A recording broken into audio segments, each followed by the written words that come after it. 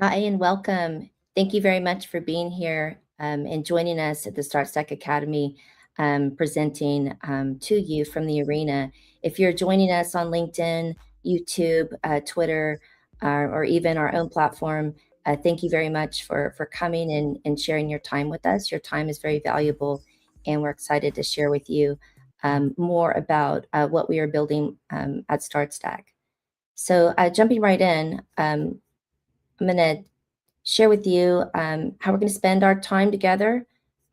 So let me go through um, first an introduction to who we are as a company, who StartStack is, and we'll talk more about understanding the definition of product market fit. We are the product market fit company. Everything we do ladders into a single question: do you have product market fit or not? And this starts from the early inception of a business, engineering product market fit from the very, very beginning, from day zero, in building a company, even before product is built. That's a unusual idea, but it is our idea, and this is what we're building and market. We'll talk about why many founders get stuck in the messy middle, and we'll define the messy middle. We've been doing some research with our partner StatStock, a global events company, and this is focused on this area called the product market fit gauntlet. We'll talk about key pitfalls to avoid from idea to product market fit, what to focus on and what to ignore. Yes, you heard me right. Lots and lots of things, lots of startup advice you should absolutely ignore. And then our April 21st to 24th cohort, the Product Market Fit Lab, is ready. You can sign up today. We'll tell you a little bit more about that, and also what we're offering in the Start Stack Academy. Let me go ahead and introduce myself, who I am, and where I come from. I am an industry solutions executive. I've been spending my career launching new offerings and services. I had many recruiters along the way, and other advisors say, Elizabeth, you got to pick a lane. You got to decide whether you're in product management, sales, or marketing, or strategy. And I didn't want to pick a lane, so I'm building a company where I don't have to. This is my domain expertise, cross-domain expertise in how to launch new offerings and services. And the team at StartStack, what we do as a team is everything revolves around our work in core business strategy, product advisory, product and content marketing, and digital marketing. We aren't just strategists; we are actual operators, and we operate and do the work working with really tiny companies. It's our thing that we do really, really well. The company journey from 0 to about 3 million. An introduction to the team. We're a team of commercialization experts to get dedicated to helping founders bridge the gap between inspiration and execution. If you're an entrepreneur, you absolutely know that you've got that flash of an idea, and they come often because you are creative. You are a creative person if you are an entrepreneur. And so what we do and what we help with is bringing those ideas to life. We operate as sages in this ecosystem with our expertise at the intersection of core business strategy, product management, and go-to-market. Um, and we have become very specialized in the beginning of the company journey. We don't claim to be venture builders or a typical accelerator. We're not an accelerator. In fact, we specialize in the cross-domain expertise required to bring new offerings and services to market successfully. Successfully is the operative word. And we're building this company for the 99% of founders not served by traditional program services. So our solutions and services, early company founders, are delivered in a model that is more accessible and more generally available. So let's look at entrepreneurship in 2026, because the founders in 2026 are not who you think they are. We've been changing up this slide for the last probably almost 3 years now. And it's very interesting how the demographics are changing quite a lot with founders. And unfortunately, a lot of the funding and capital investments aren't changing as fast as entrepreneurship demographics. But the bottom line is we are in an entrepreneurship boom, it's absolute boom. And it's driven by these forces of change. We've got a ton of job uncertainty. Um, The economy in many places is very fragile. AI, we don't need to talk about AI in this meeting here, but y'all all read how AI is changing the landscape of work. We got a war going on, unfortunately, changing population demographics. Many people step out of the job market when life happens. They become caregivers. Things happen. There's illness. There's all kinds of things. There's many, many reasons why people start their entrepreneurship journeys. But if you look at the demographic shifts, the age diversification, we've got people here on this call that are less than 25 years old who are building companies. We also have people who are clients that are, over the age of 55, and they are starting their third career with the head of steam and a ton of knowledge. And so this age diversification is very, very important. There's also a racial composition shift that's really important to pay attention to because it directly correlates to um, all of the metrics about how um, founders are funded, including with the number we love to pick on. Female founders are probably one of the least invested groups generally, and investment remains very difficult for female entrepreneurs as well as people of color. So let me go to this next thing. So the bottom line is we are in an entrepreneurship boom, and I don't think this is going to stop anytime soon.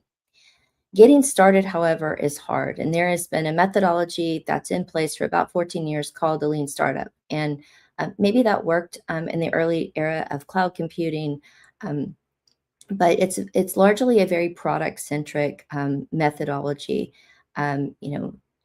Iterating and building very fast and shipping very fast and classic quotes we like to say.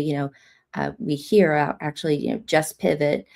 Well, that actually is really difficult because the cost of a pivot can be very, very expensive, and depending on how that's done, can be very fatal. The average cost of a pivot is about 40,000 to $500,000, depending on how far along you are in your company journey. So we think it's better to index on getting it right the first time if you can. Have as few pivots as possible and get to market with precision. As we've been studying the startup failure rate and the causal factors, there's the top things that come out, and the main one is bringing offerings and services to market that no one wants or needs, and essentially, you know, there's a lack of product market fit as a result of that. The second one is marketing problems. Marketing is really hard. We'll talk about a little bit later that oftentimes marketing gets blamed for things that have roots in strategy. So marketing is a really great audience to pick on when things aren't going well. And if you know look under the hood a bit and back up into the strategy part of it, which typically doesn't exist in early stage companies because it's too expensive, you'll find it actually has roots in markets and the fundamental dynamics of how the business goes to market and how it operates in the business model. The third one is team conflict. Co-founder conflict is people like to talk about it a lot, and it can be an absolute killer for a company. When you build a company, be sure you know who you're building a company with.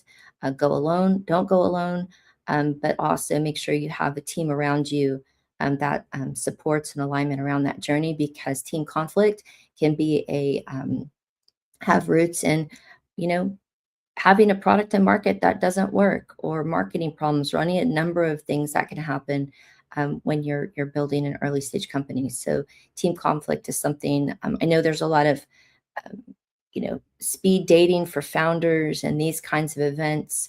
Be very cautious about these things. You really want to know who you're building a company with, because it's a huge commitment.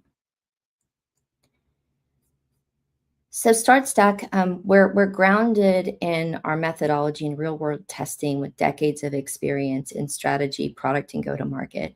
Our insights aren't theoretical; they're grounded in intensive market research, real world observations, and actual work we're doing with early stage companies in strategy, core business strategy, product management, go to market. We have evidence-based insights through our partnership with SaaStock. We'll talk about that a little bit more.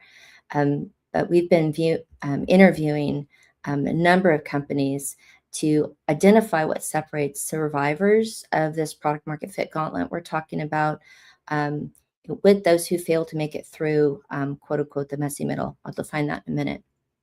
This is essentially the time before product market fit.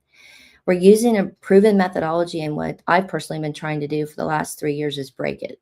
Um, our methodology, we've taken on projects from all kinds of different companies in different industries, different technologies, different business models, to try to figure out where does our framework fall apart. And the bottom line is it doesn't. That gives us a lot of confidence that the platform we're bringing to market is grounded in our own evidence and our own beating up our tech, essentially, to make sure when we bring this product to market that it serves the communities we want to serve well and works really well. This practical experience and how we engage, when you engage with us as a company, we're engaging with you as peers from a place of empathy and neutrality, having navigated very common hurdles, and also seeing, having a vantage point to see inside of tiny companies what works and what may not. Those aren't directly translatable to companies because every single company is a unique phenomenon. And as much as people want to try to put everything into a nice vanilla box, that is just, it doesn't work because the founder, the team, the company, how the company's funded, the market context, all those things matter for why companies are snowflakes. And that's actually very true. As part of our work, and also the gold standard for our work, is that humans do work, AI is part of the process. We don't believe in humans in the loop. We believe that humans are driving the systems, the process, the design, the testing, and all the work that goes into it. And at this point in time, I would say that if you have models that are hallucinating, that is a user error. That is not an error of actual AI models that you're using. Models that become very, very good, technology become good and very precise. The design and how those design and those AIs fit within a process might get a little bit more technical for this call, but just know that how we use AI within our work and how we build AI within our products is something that we've become experts at over the last number of years. So let me shift a bit and talk about this project we're really excited about, and it's a very challenging project. We engage with SaaStock in a strategic partnership called the Product Market Fit Gauntlet. What we've been doing since last November is interviewing founders from a number of cohorts from SaaStock's audience, essentially. And in the first cohort are the seekers. These are founders that are actively, iterative and in search for product market fit. The second are the survivors, and they've navigated that gauntlet you see on the right within the last 18 to 24 months. We have a scalers group. We've interviewed a number of founders from companies that are greater than $100 million. Very interesting stories of their reflection of this time frame that they were in as a company, and then also companies that are in the stranded cohort who their company shuttered because they did not eventually find product market fit. There's a number of stories that are very interesting. There's some common themes across all four of these cohorts that we're taking as insights and the knowledge that we have as a company specializing in the space of the messy middle.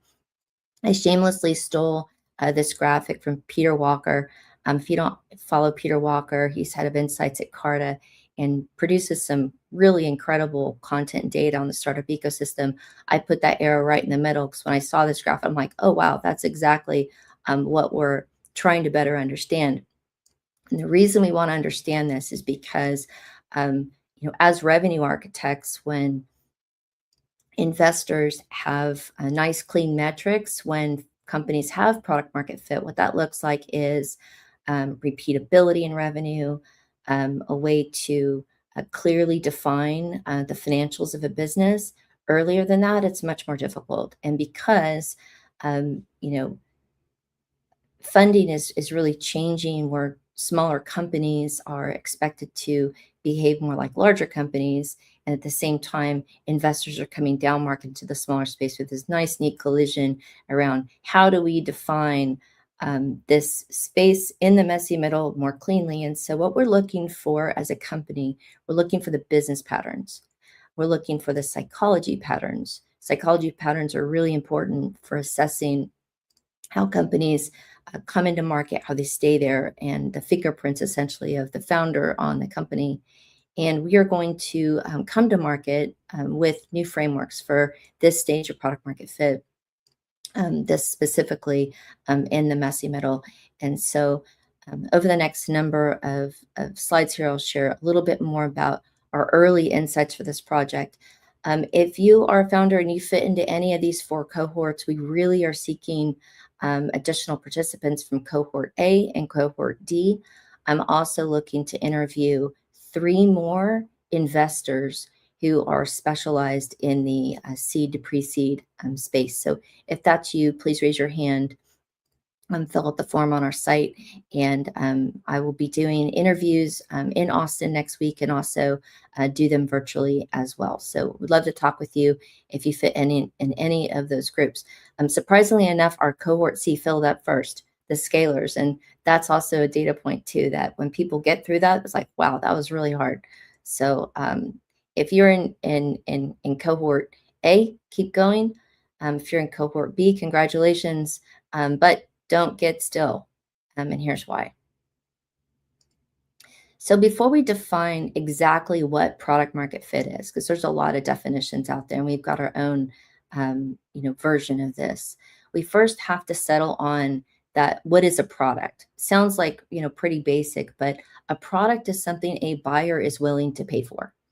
And it doesn't matter if it's a service or software or an agent or an experience or a cookie. It literally doesn't matter. If someone's willing to pay for it, that is a product, and it must be defined. And it must be defined. We believe it should be defined at an inception of the business.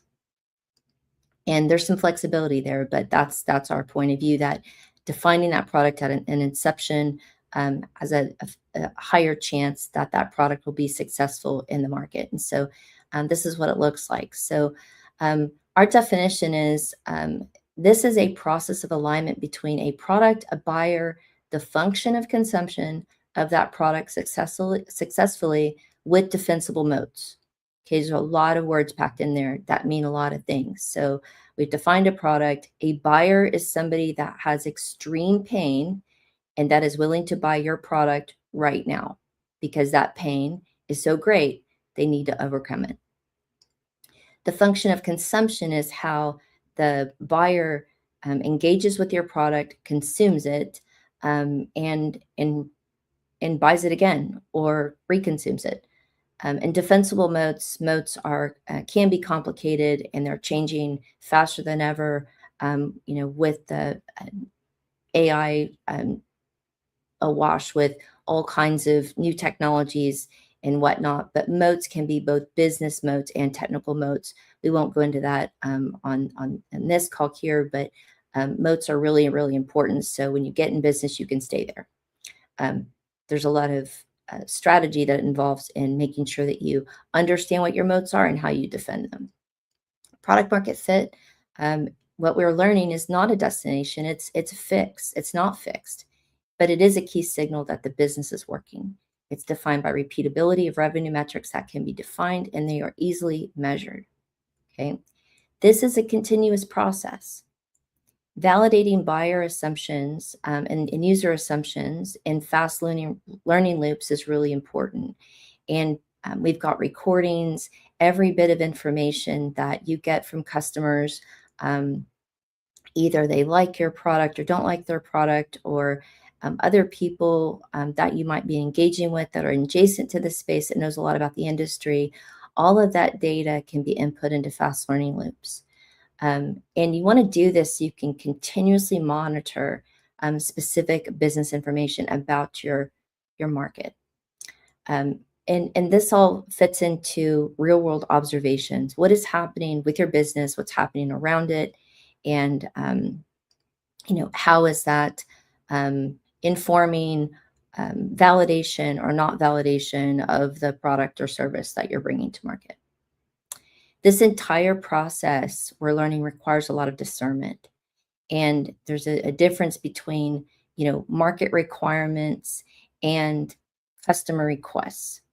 And that has been one of the key differentiator between companies that make it and survive through that messy middle and those that don't.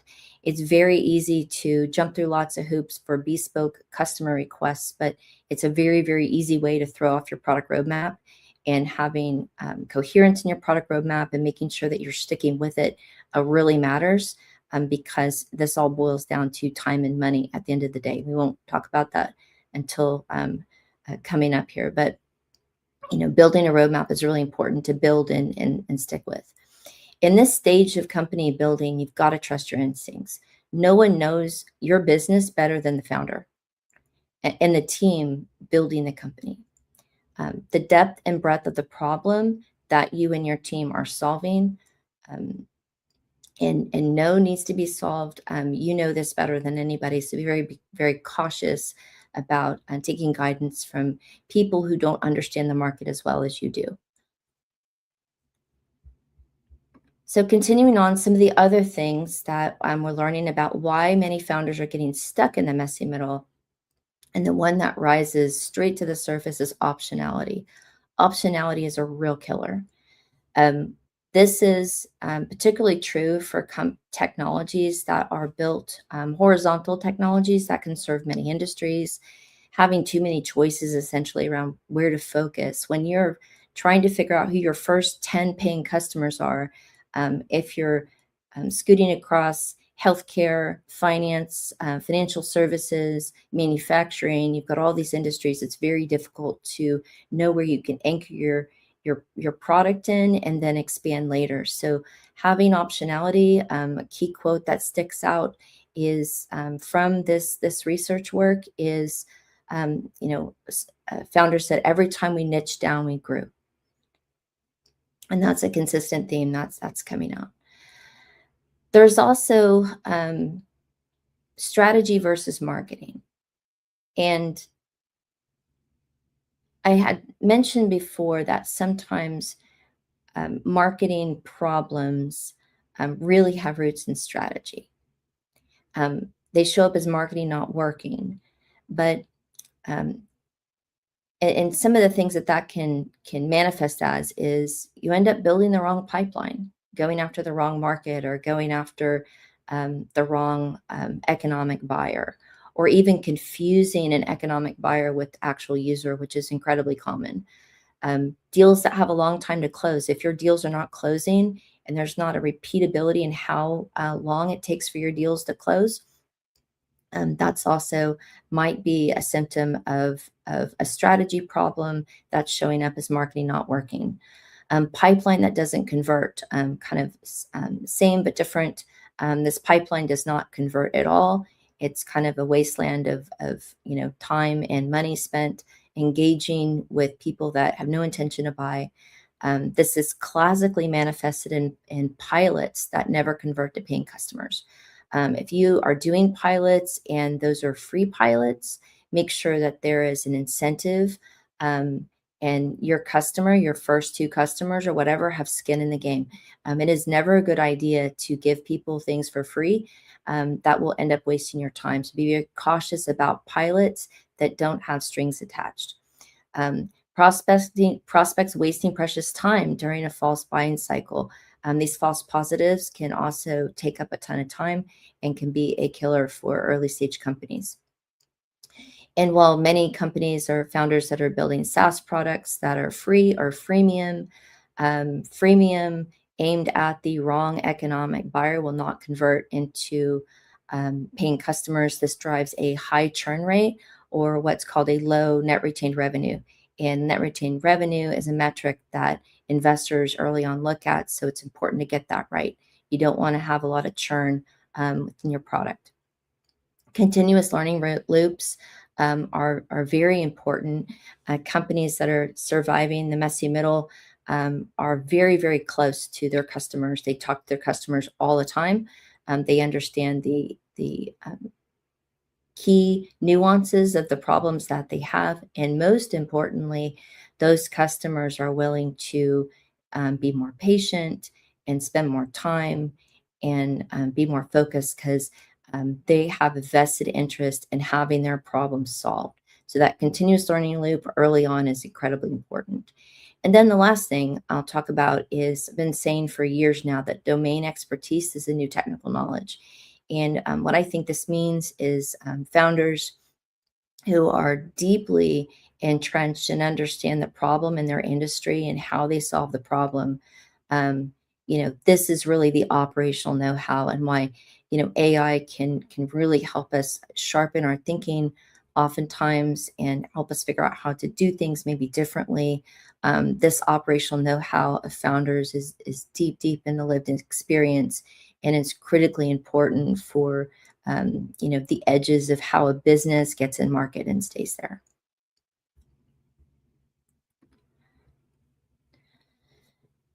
So key pitfalls.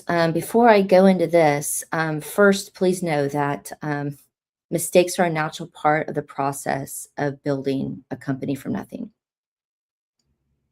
The objective is to learn quickly, accept it, keep going. And if you decide to build a company from nothing, congratulations on entering the next level of business because this may be one of the hardest things you ever do in your whole life.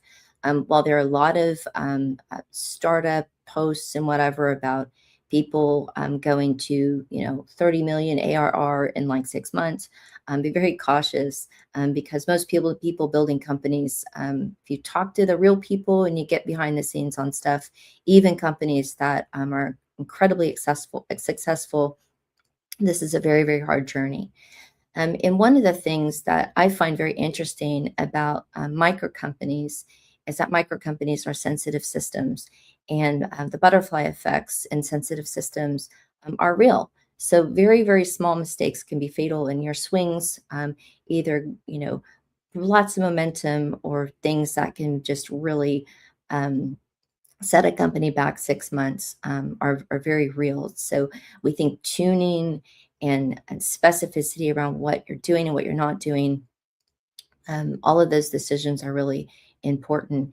And there's about 5 things that have come to the surface that we find interesting through this research. One is co-founder misalignment. Um, and this really has roots in the company vision. A company vision is not a marketing exercise.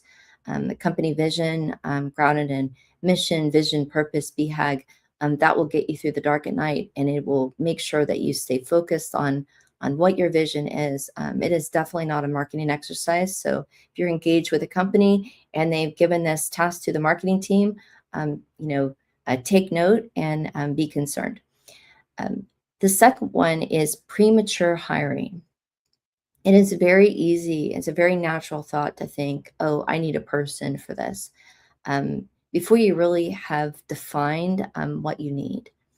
And hiring before you know what you need and what you're doing is a very fast way to waste time, both time and money. You'll notice that all 5 of these things are rooted in time. And I'm been very interested in that, really fully understanding now that that time is money. I think it may have come from startup. Human and AI roles. So there's times when it's humans definitely do work, but there's also part of the work that humans do that AI can do really well. Don't fall into the trap of thinking that AI can replace your entire company and everything your people do. That's a fool's errand. But definitely choose carefully because AI slop does waste time.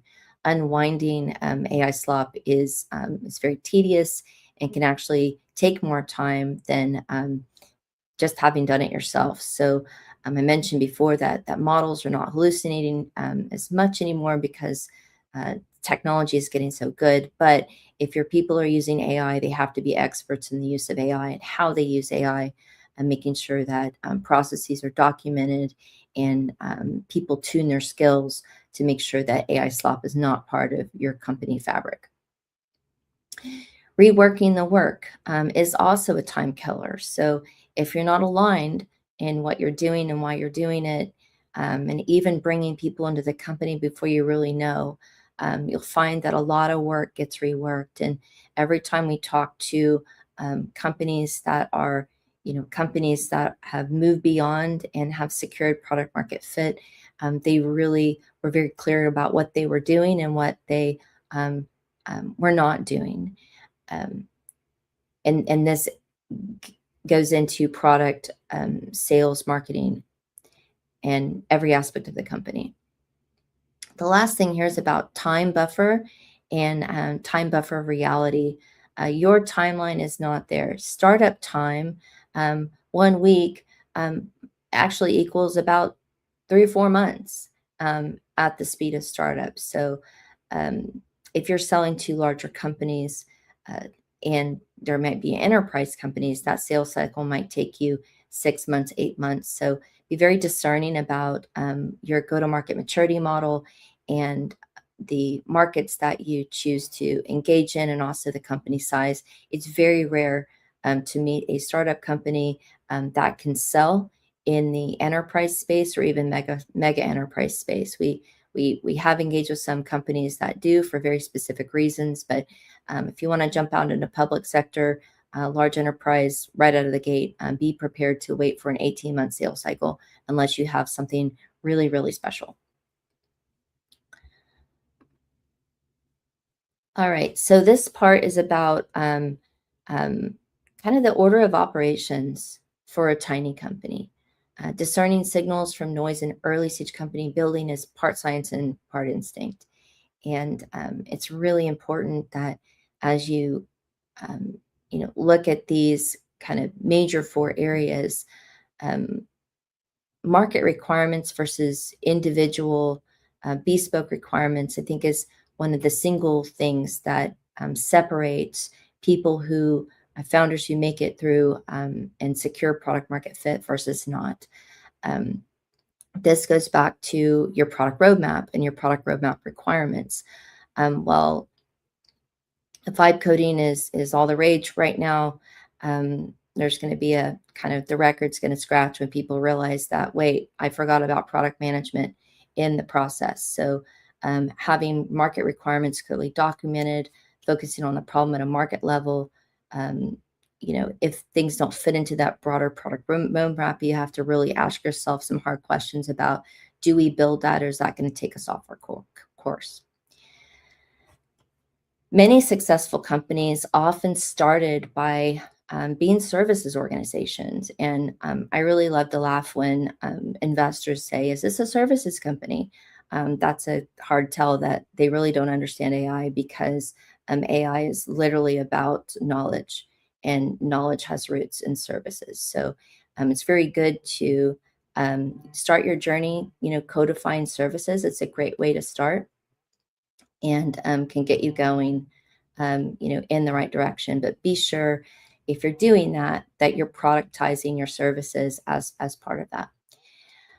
One of the other areas is something we call advisor fatigue. Be very careful to qualify your advisors very well right out of the gate. Advisors that maybe not understand the problem as deeply as you, or understand the market you're in, they're going to have an opinion, but maybe not be able to help you. And so make sure that you have a plan that's defensible, and also advisors that can help you open doors. People that help you open doors are champions. They will help you along the way. These are the right advisors to have, advisors that can help you solve the early problem of helping you find your first 10 customers and getting into market. The last one is about discernment, and it's very easy for founders in this messy middle stage to lose confidence and to get frustrated about why isn't this happening faster. And what we've understood about founders that make it through the messy middle is that they know their customer really, really well, and they have customer insight and customer trust. And this early on informs discernment, discernment about, what is it the market's telling me? What are my customers telling me?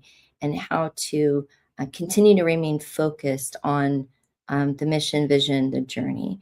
And, this essentially helps you, inform the information to ignore early on. Above all, though, flexible thinking is a core requirement to stay very close to customers and listen to the market you serve, and then be flexible in that learning loop of understanding, are my assumptions right? Should I adjust my assumptions? Should I um, do something and refine what I'm doing to get sharper around what I'm trying to do? And so that requires flexible thinking. Sometimes it's very easy to make up your mind and to get really fixed in some ideas, and that can actually end up backfiring. And that's also one of the things that we've learned from talking with hundreds of people over the last number of years. All right, so we'll transition a bit to the product market fit lab and what it is that this solution that we're offering that is part of the Start Tech Academy. This is a focused, guided 4-hour live workshop to understand the process and structure requirement to move from idea to a business using the Start Stack method. I'll be teaching the first cohort. I'm pretty excited about it. We've already have about 5 people registered for this event.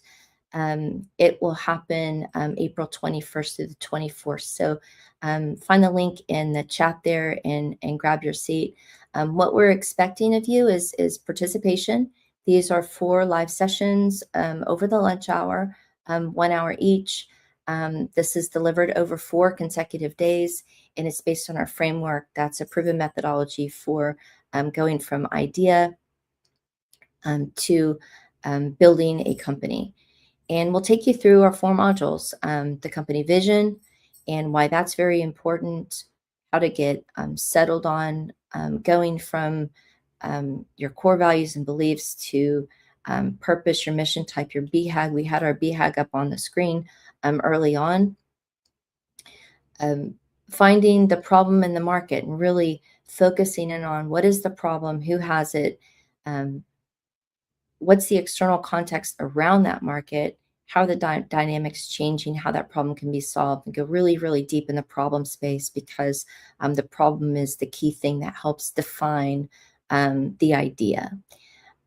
Idea market fit is a process to stop in with your problem and market statement and understand, and validate that idea. I talked with the founder yesterday, and he had spent a year talking to 52 chief information security officers, which is really impressive.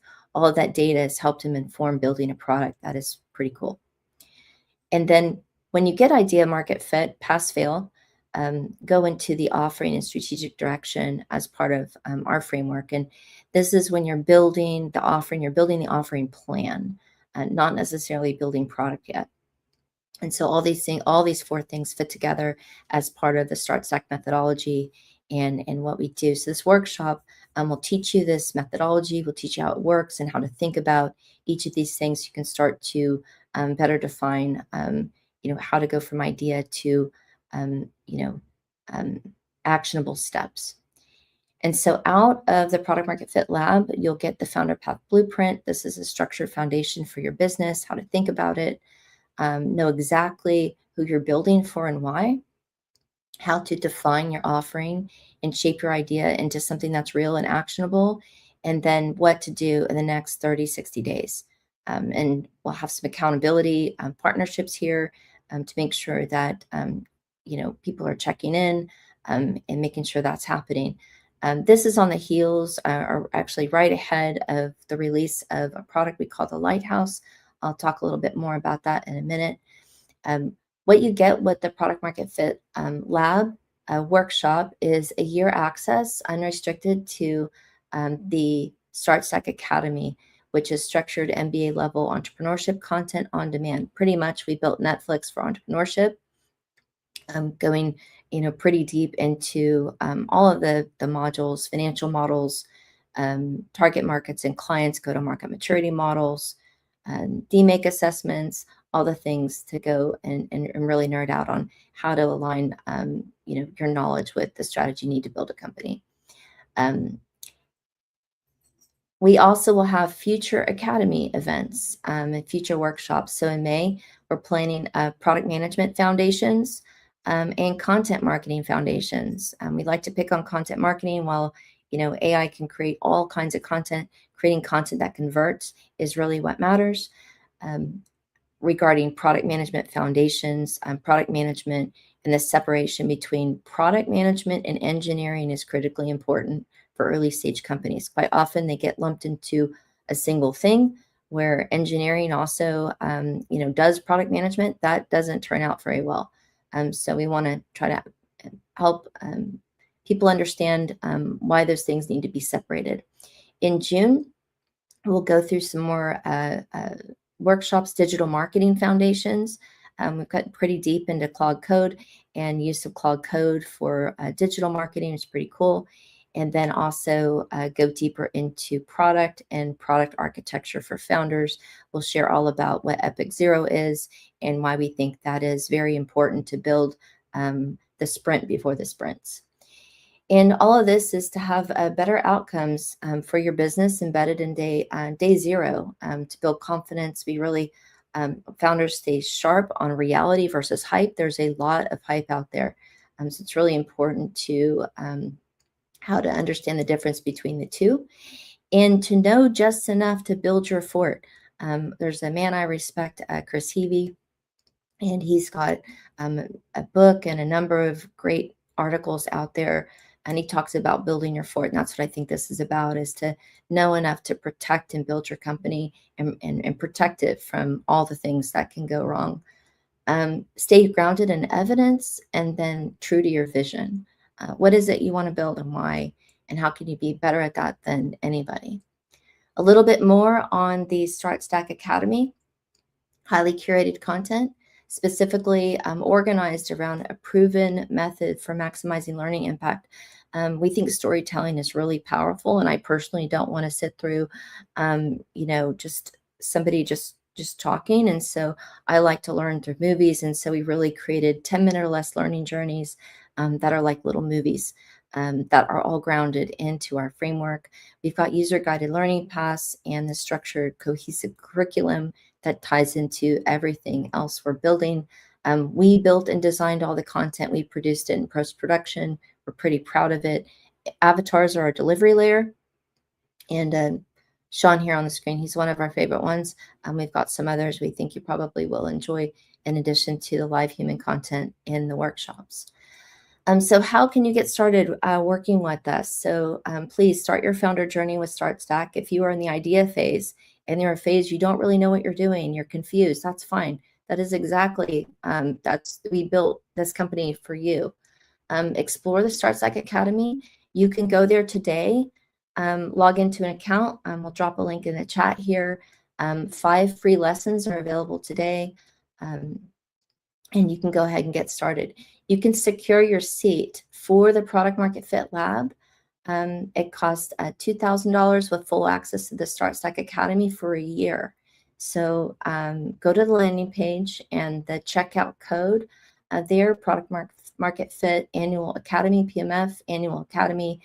Put that into Stripe checkout and you will get access to the full lab in April, first dibs on future workshops, and also full access to the Academy.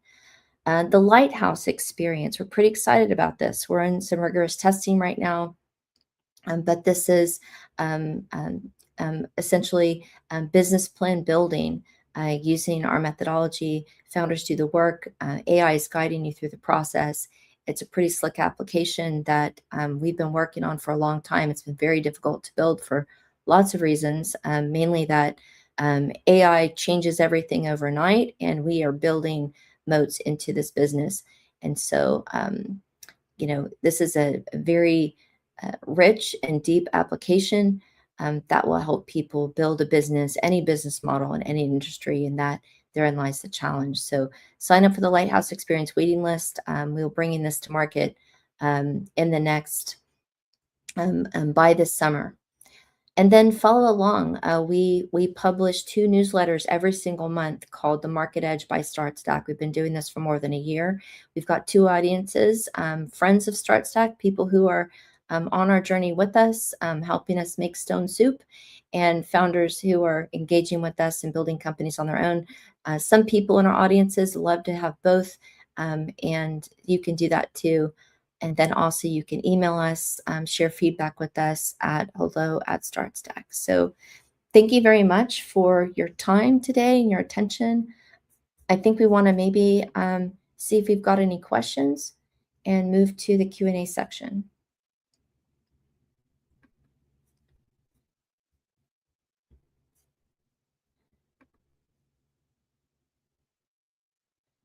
Um, I'm just moving here. So if you have any questions, please drop them in the comments. One of the questions I want to bring up, people ask this a lot, is does StartStack take equity? And the answer is no. We believe that founders need to keep equity as long as possible, as much as possible. The objective to getting through the messy middle is to remain investable along the way. And hopefully, some founders, you get far enough, fast enough, and you don't need investment. And so that the world has changed a lot, and so that's been a very interesting observation of how far people can go and actually, build profitable businesses and quote unquote stay bootstrapped as long as possible.